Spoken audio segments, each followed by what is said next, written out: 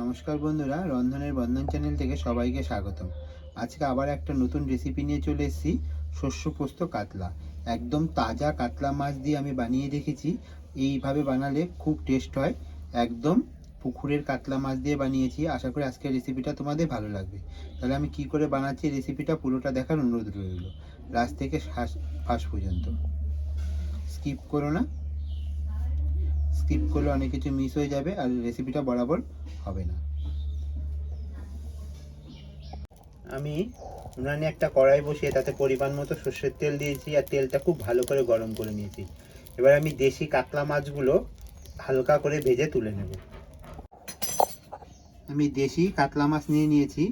মাছে ভালো করে ধুয়ে পরিষ্কার করে নুন হলুদ মেখে নিয়েছি। মাছগুলো হালকা লাল করে ভেজে আমি তুলে নেব, খুব বেশি ভাজবো না। কাতলা মাছটা আমি দিয়ে দিয়েছি, একটু আমি লাল লাল করে ভেজে তুলে নেব। আমার যতটা প্রয়োজন আমি ততটাই নিয়েছি, তোমাদের যতটা প্রয়োজন তোমরা ততটাই নেবে। এটা কিন্তু একদম দেশি তাজা কাতলা ছিল পুকুরে। এই মাছগুলো কিন্তু খেতে খুব টেস্ট হয় বন্ধুরা। আমি আজকে শস্য পোস্ত বাটা দিয়ে এই কাতলা মাছটা রান্না করবো, খুব ভালো লাগবে। রেসিপিটা দেখো, আশা করি তোমাদের ভালো লাগবে। এই পিঠ লাল হয়ে গেছে, আবার উল্টে দিয়ে আমি আরেকটা পিঠ এরকম লাল করে ভেজে দিই, খুব বেশি লাল না, তাহলে কিন্তু স্বাদ লাগবে না। আমার মাছটা লাল করে ভাজা হয়ে গেছে, এবার আমি তুলে নেব। এদিকে মাছগুলো আমার ভাজা হচ্ছে, এদিকে আমি একটা শিলপাটা একটা মশলা তৈরি করে নেব। বাকি মাছগুলো আমি দিয়ে নিয়েছি আর এই মাছগুলো ভেজে আমি একটা প্লেটে তুলে নিয়েছি। এদিকে আমি মাছের জন্য একটা মশলা তৈরি, আমি শিলনোড়াতে সাদা শস্য, পরিমাণ মতো পোস্ত আর একটু সামান্য নুন দিয়ে আমি মশলাটা তৈরি করে নেব। সবগুলো মাছ ভেজে আমি তুলে নিয়েছি। মাছ ভাজার পর এতটা তেল রয়ে গেছে, আর একটু সামান্য আমি তেল অ্যাড করব। দিয়ে দেবো ফোড়নে কালো জিরে। ফোড়নটা আমি কালো জিরেটা ভেজে নিয়েছি আর দিয়ে দিয়েছি দুটো মিডিয়াম সাইজের টমেটো। টমেটোটা আমি ভালো করে কষিয়ে নেব। টমেটোর কাঁচা গন্ধ চলে যাওয়া পর্যন্ত টমেটোটা কষিয়ে নিতে হবে, কারণ টমেটোর কাঁচা গন্ধ থাকলে ভালো লাগবে না।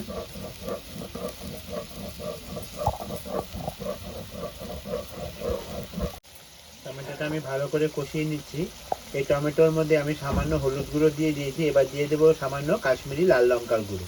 এতে কি হবে, সুন্দর একটু কালার আসবে। তোমরা যদি চাও দিতে পারো, নাহলে স্কিপও করতে পারো। একদম সিম্পল একটা রান্না, খুব দুর্দান্ত কিন্তু স্বাদ হয়। গরম গরম ভাতের সঙ্গে খুব ভালো লাগে খেতে। একদম যে রান্না করতে না পারে সেও পারবে। একদম সিম্পলভাবে আমি করিয়ে দেখেছি, আশা করি তোমাদের ভালো লাগবে। টমেটোটা আমার ভালো করে কষানো হয়ে গেছে। আমি সামান্য একটু লাল লঙ্কার গুঁড়ো কাশ্মীরি দিয়ে নিয়েছি। মশলাটার সঙ্গে আমি কষিয়ে নেব। মশলাটা যখন আমার কষে তেল ছাড়বে, তখন আমি বেটে রাখা শস্য পোস্ত বাটাটা আমি দিয়ে দেবো।